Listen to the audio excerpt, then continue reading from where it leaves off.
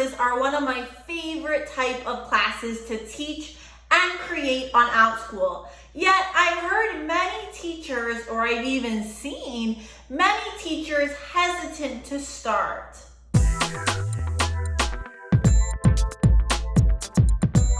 Hello everyone, my name is Alejandra Landano and welcome to my YouTube channel. On this channel, you find lots of different videos specifically about teaching and working online from home. In today's video, I'm sharing with you some information about ongoing classes. As I mentioned, I've been getting questions and even seeing on Facebook groups newer teachers feeling a little hesitant to start ongoing classes. I must say, I highly recommend, if possible, you start to create an ongoing class. So through this video, I thought I would share some helpful tips and strategies that may help you start creating and teaching ongoing classes with Outschool. Now, I do have other videos on my channel that go into a little more detail as to what an ongoing class is, how much you want to charge, etc. In this video, I'm really going to focus on some tips. So let's say you have started your Outschool journey already, you are teaching one-time classes, and you are ready to move to the next step. I personally recommend ongoing classes as the next step if you're a newer teacher. So, tip number one is to base an ongoing class on an already created or existing one-time class. Let's say you have a one-time class created all about sharks. You could then use that topic to create an ongoing class or club. You could create an ongoing class maybe a little bit broader, all about sea animals that live in the ocean. You could make an ongoing class that talks about the different species or the different types of sharks, the great white, other sharks that I can't think of right now. You could create that.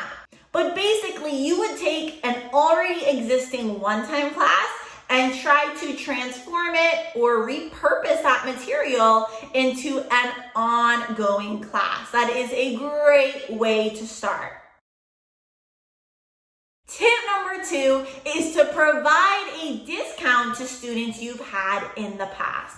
Let's say that you are, like I mentioned, very comfortable with one-time classes and you're ready to take the next step and start ongoing classes. If you want to start those ongoing classes and you've taught a good amount of students in the past and you don't seem to be getting many enrollments, maybe you can reach out to students you've had in the past and offer a discount. Maybe a 25% discount, a 50% discount, a free class during the first date. You could decide, but you can offer discounts to students you've had in the past to future classes. I know that on Outschool, I got a few messages where parents ask, oh, are you having any classes similar to this? Or, oh, can you think of any other classes that might work well for your child? We really like your teaching style, etc.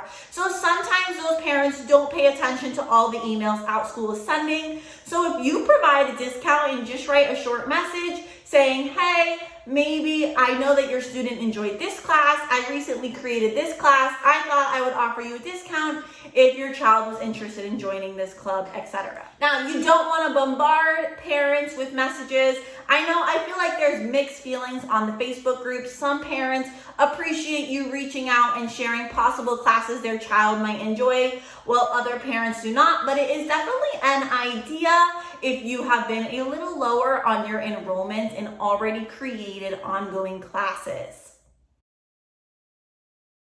Tip number three, if you are just starting to create your ongoing classes, you need to decide if you want to plan new content every single week or if you'd rather have content that repeats itself. What do I mean by that? Let's go back to that shark example. Let's say you're going to make a club and I'm going to make it a little bit broader, and I'm going to focus on sea animals.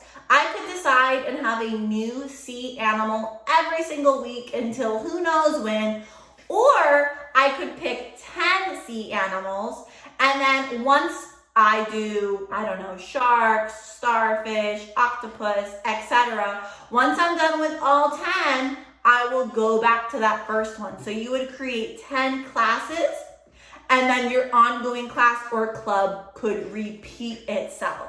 So this is definitely something you need to decide if you would rather be planning content every single week, or you want to plan content ahead for a certain amount of weeks and then have it repeat itself.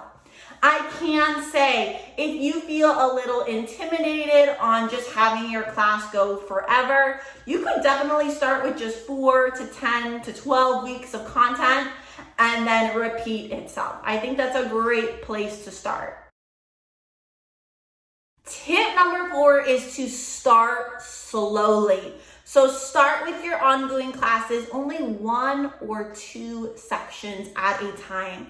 Now, when I personally started, what I would do is I would open a section. Once I started to get 3, 4, 5 students, I would open another section, and then I would open another section. So I personally decided to open sections slowly.